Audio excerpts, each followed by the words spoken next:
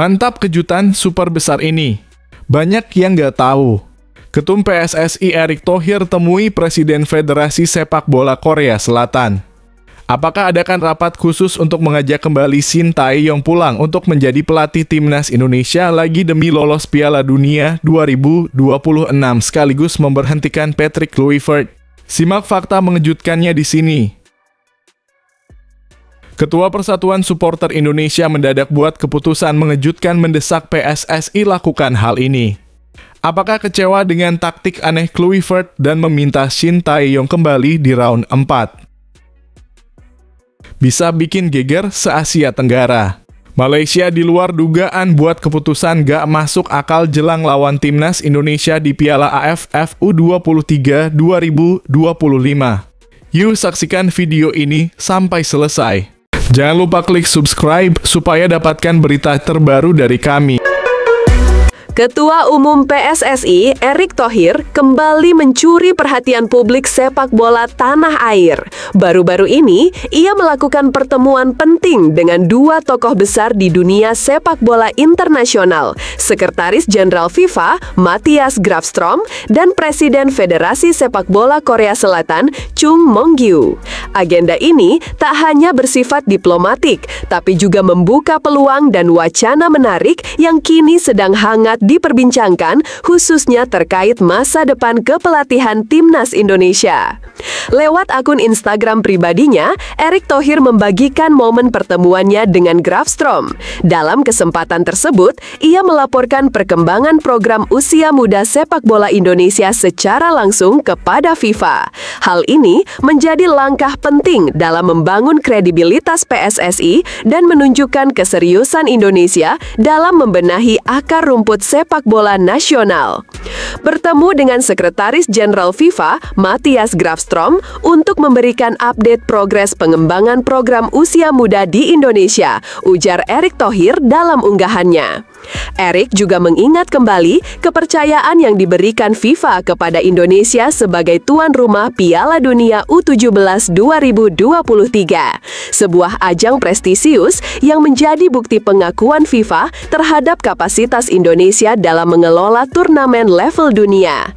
Menariknya, timnas Indonesia U17 kini kembali menorehkan sejarah dengan lolos ke Piala Dunia U17 2025, kali ini lewat jalur kualifikasi resmi. Senang kita diberikan kesempatan oleh FIFA untuk menjadi tuan rumah Piala Dunia U17 2023 lalu. Alhamdulillah, timnas Indonesia U17 saat ini bisa kembali lolos ke Piala Dunia U17 2025 lewat jalur kualifikasi, kata Erick Thohir. Lebih lanjut, ia juga menyampaikan rasa terima kasih kepada FIFA atas dukungan dan pantauan mereka terhadap program-program pembinaan usia dini di Indonesia. Saya juga menyampaikan apresiasi untuk FIFA yang selalu memantau dan mendukung program perkembangan grassroots di Indonesia, lanjutnya.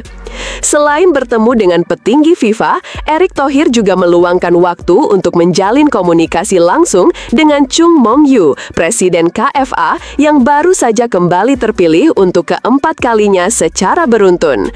Dalam pertemuan tersebut, Erick mengucapkan selamat dan memberikan apresiasi atas kepemimpinan Mong-gyu yang selama ini berhasil membawa sepak bola Korea Selatan bersinar di panggung Asia maupun dunia.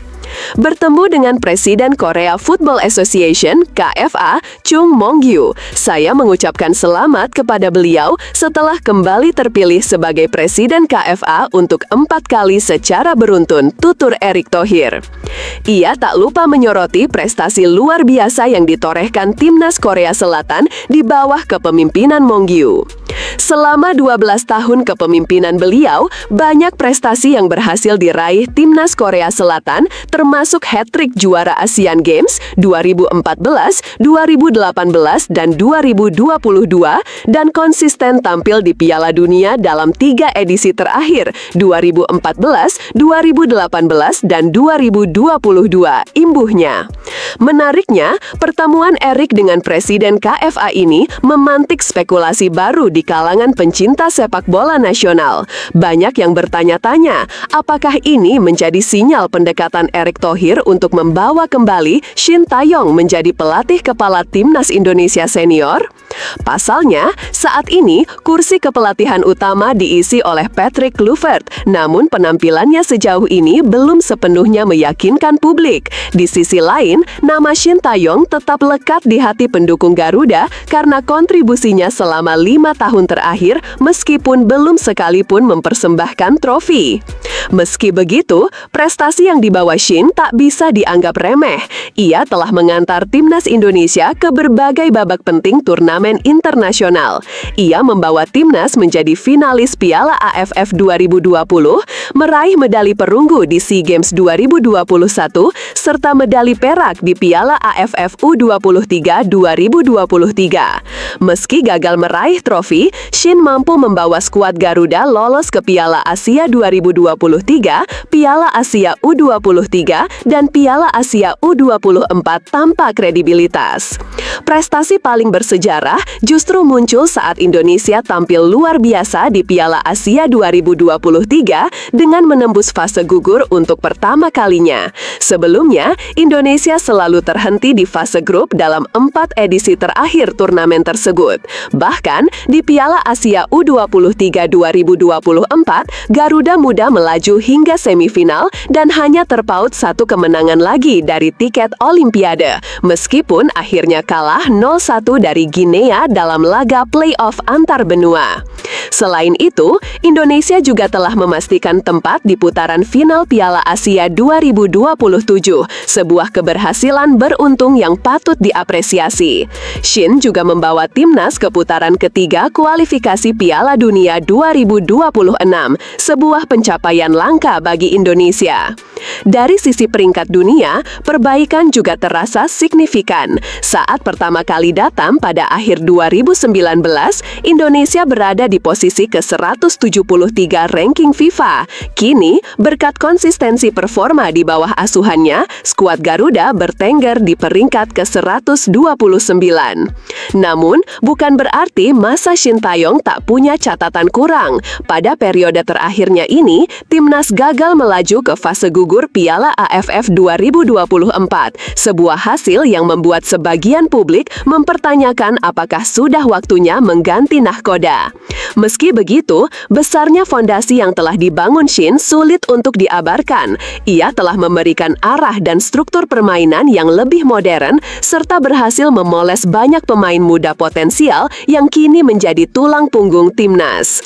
Kini pertanyaannya, apakah pertemuan antara Erick Thohir dan Presiden KFA membuka peluang bagi Shin Tae-yong untuk kembali memimpin Timnas Indonesia Senior? Apakah ini hanya pertemuan diplomatik biasa atau ada pesan tersembunyi di baliknya? Bagaimana menurut kamu? Apakah Shin Tae-yong pantas kembali duduk di kursi pelatih Timnas Indonesia Senior atau sudah waktunya era baru di bawah arahan Patrick Kluivert? Tulis pendapat kamu di kolom komentar dan ikut ramaikan diskusinya. Kekhawatiran terus mengemuka terkait penyelenggaraan putaran keempat kualifikasi Piala Dunia 2026 Zona Asia. Setelah Konfederasi Sepak Bola Asia (AFC) memutuskan Arab Saudi dan Qatar sebagai tuan rumah fase krusial tersebut, sejumlah suara mulai mempertanyakan keamanan wilayah tersebut, terutama di tengah memanasnya situasi geopolitik di Timur Tengah. Salah satu desakan datang dari Ketua Umum Paguyuban Supporter Timnas Indonesia (PSTI) Ignatius Indro, yang secara tegas meminta agar venue pertandingan dipindah ke tempat netral. Indro menilai bahwa kondisi keamanan saat ini tidak menjamin keselamatan seluruh pihak yang terlibat, khususnya pemain dan pendukung Timnas Indonesia. Apalagi mengingat eskalasi konflik yang semakin tajam antara Iran dan Israel, termasuk aksi saling serang rudal balistik yang menimbulkan kekhawatiran global. Sepak bola seharusnya menjadi ruang damai, bukan malah terancam oleh ketegangan politik atau konflik bersenjata, kata Indro dalam pernyataan resminya Rabu 25 Juni 2025. Putaran keempat kualifikasi Piala Dunia 2026 zona Asia dijadwalkan akan digelar pada Oktober 2025 dengan Qatar dan Arab Saudi menjadi tuan rumah dari 6 tim yang berhasil melaju. Namun, salah satu lokasi pertandingan, Qatar, sempat menjadi sasaran serangan rudal Iran meskipun target utama sebenarnya adalah pangkalan militer Amerika Serikat yang berada di sana. Fakta ini cukup untuk membuat publik Indonesia waspada, mengingat laga internasional seharusnya memberikan rasa aman, bukan ketegangan. Jika situasi keamanan di Timur Tengah tidak memungkinkan, FIFA dan AFC harus membuka opsi negosiasi untuk memindahkan venue pertandingan ke tempat yang lebih aman dan netral, sambung Indro. Lebih jauh, PSTI meminta PSSI untuk tidak diam. Sebagai federasi yang menaungi Timnas Indonesia, PSSI diharapkan proaktif menyuarakan kekhawatiran ini secara resmi di forum-forum AFC maupun FIFA. Indro menekankan bahwa keselamatan pemain, staf, dan supporter Timnas Indonesia bukan hal yang bisa dikompromikan. Kita semua ingin melihat Timnas Indonesia bertanding dengan kepala tegak di panggung internasional, tapi bukan dengan mempertaruhkan keselamatan pemain dan pendukung. Keselamatan adalah harga mati, tegasnya. Dari 6 peserta putaran keempat, hanya Indonesia yang secara geografis terletak jauh dari kawasan konflik. Sementara 5 tim lainnya, Arab Saudi, Qatar, Oman, Irak, dan Uni Emirat Arab, berada di jantung Timur Tengah, sebuah kawasan yang kini berada dalam bayang-bayang ketidakpastian politik dan militer. Hingga saat ini, belum ada pernyataan resmi dari AFC maupun FIFA mengenai kemungkinan perubahan lokasi pertandingan. Namun, desakan dari publik dan elemen supporter seperti PSTI menjadi penanda penting bahwa isu keamanan tidak bisa diabaikan. Dalam sejarah panjang sepak bola, jarang sekali faktor keamanan menjadi sorotan utama dalam babak kualifikasi. Namun kali ini, keadaan menuntut Federasi Sepak Bola Dunia untuk mengambil sikap bijak dan berpihak pada keselamatan semua pihak yang terlibat. Bagaimana menurut kamu? Apakah FIFA dan AFC seharusnya mempertimbangkan kembali keputusan venue ini? Haruskah PSSI mengambil langkah lebih keras demi melindungi timnas dan suporternya? Suarakan pendapat kamu di kolom komentar dan ikut jadi bagian dari diskusi penting ini. Pelatih Timnas Malaysia U23, Nafuzi Zain, mengusung ambisi besar jelang keikutsertaannya dalam ajang Piala AFF U23 2025 yang akan digelar di Jabodetabek pada 15 hingga 29 Juli mendatang. Dalam penampilan perdananya sebagai pelatih di level internasional, Nafuzi menargetkan tim muda Harimau Malaya mampu menembus babak semifinal. Meski ia mengakui tantangan terberat ada pada laga melawan tuan rumah, Timnas Indonesia U23. Malaysia tergabung di grup A yang disebut-sebut sebagai grup neraka karena diisi oleh Timnas Indonesia U23, Filipina U23, dan Brunei Darussalam U23. Di atas kertas, Indonesia menjadi tim dengan kekuatan paling mentereng, apalagi berstatus sebagai tuan rumah. Tak heran jika Nafuzi menaruh perhatian khusus pada laga kontra Garuda Muda. Ini turnamen pertama saya di level internasional setelah sebelumnya bersama klub, ungkap Nafuzi Zain seperti dikutip dari berita harian Malaysia. Pelatih berusia 46 tahun itu menyadari perbedaan besar antara melatih klub dan tim nasional. Ia menilai atmosfer turnamen seperti Piala AFF U23 jauh lebih dinamis dan penuh tekanan. Oleh karena itu, meski secara keseluruhan membidik final, ia memilih untuk fokus pada proses dan setiap pertandingan. Tentu saja, klub dan tim nasional berbeda. Target utama kami adalah mencapai final, tetapi untuk situasi saat ini, kami lebih fokus pada satu pertandingan, sambung pria berkebangsaan Malaysia tersebut. Nafuzi tak menampik bahwa grup yang ditempati Malaysia bukanlah grup yang mudah. Ia menganggap seluruh laga di fase penyisihan akan sangat menentukan, terutama laga melawan Indonesia yang akan jadi penutup fase grup. Pertandingan pentingnya adalah melawan Filipina di pertandingan pertama, kemudian melawan Brunei, dan tantangan berat saat kami menghadapi Indonesia di pertandingan terakhir grup, tuturnya. Melihat padatnya persaingan dan kekuatan lawan, Nafuzi pun menetapkan target realistis untuk anak asuhnya, lolos dari penyisihan grup terlebih dahulu. Jadi, kami tetapkan target utama lolos ke semifinal, yaitu lolos dari babak penyisihan grup. Semifinal akan memberikan kami peluang untuk melaju ke final, tandasnya. Sebagai informasi tambahan, Piala AFF U23 2025 akan diikuti oleh 9 tim dan dibagi menjadi 3 grup. Grup A diisi oleh Indonesia, Malaysia, Filipina, dan Brunei Darussalam. Sementara itu, grup B dihuni oleh Vietnam, Kamboja, dan Laos. Adapun grup C berisi Thailand, Myanmar, dan Timor Leste. Format turnamen kali ini cukup ketat, di mana hanya juara grup dan 1 runner-up terbaik yang berhak melaju ke babak semifinal. Indonesia sebagai tuan rumah tentu tidak hanya akan mendapat dukungan penuh dari publik, tetapi juga beban ekspektasi tinggi untuk bisa berbicara banyak, terlebih setelah tampil meyakinkan di ajang-ajang sebelumnya seperti Piala Asia U23 2024. Pertemuan dengan Malaysia tentu akan menjadi sorotan, tidak hanya karena rivalitas panjang antar kedua negara, tetapi juga karena kemungkinan menjadi penentu siapa yang akan lolos dari grup.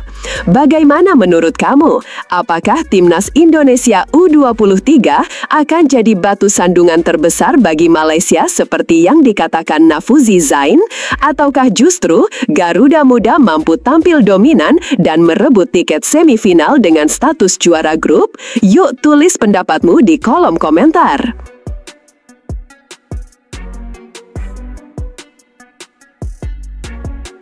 Momen pulang kampung menjadi pengalaman emosional bagi kiper timnas Indonesia, Emil Audero. Setelah menjalani debut membela skuad Garuda, Emil menyempatkan diri untuk kembali ke kampung halamannya di Lombok Tengah, Nusa Tenggara Barat.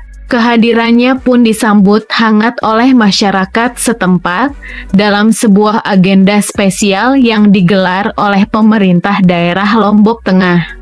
Acara meet and greet yang diadakan di lapangan Jontlak menjadi ajang penuh kehangatan antara Emil dan warga. Masyarakat dari berbagai penjuru Lombok berbondong-bondong hadir untuk menyambut sang penjaga gawang yang baru saja menorehkan lembaran pertama bersama timnas Indonesia. Tak sekadar formalitas, sambutan yang diterima Emil benar-benar menggambarkan rasa bangga dan cinta dari masyarakat Lombok terhadap putra daerah yang kini bermain di Eropa. Pertama-tama terima kasih untuk sambutannya yang luar biasa untuk saya dan keluarga, ujar Emil Audero, seperti dikutip dari akun Instagram resmi Kominfo Lombok Tengah. Emil yang sempat dipinjamkan ke Palermo FC pada musim lalu, kini kembali memperkuat Como 1907 di Italia. Namun di sela-sela aktivitasnya sebagai pesepak bola profesional, ia tak melupakan akar dan tempat masa kecilnya. Ia menyebut momen pulang ke Lombok ini begitu berkesan, terlebih karena baru saja menjalani debut bersama timnas Indonesia. Saya senang melihat kalian di sini, banyak dari kalian yang datang untuk memperlihatkan cinta pada saya, lanjut Emil. Tak hanya menjadi ajang nostalgia, Emil juga memanfaatkan kesempatan tersebut untuk memberikan pesan motivasi kepada generasi muda Lombok yang bermimpi menjadi pesepak bola profesional.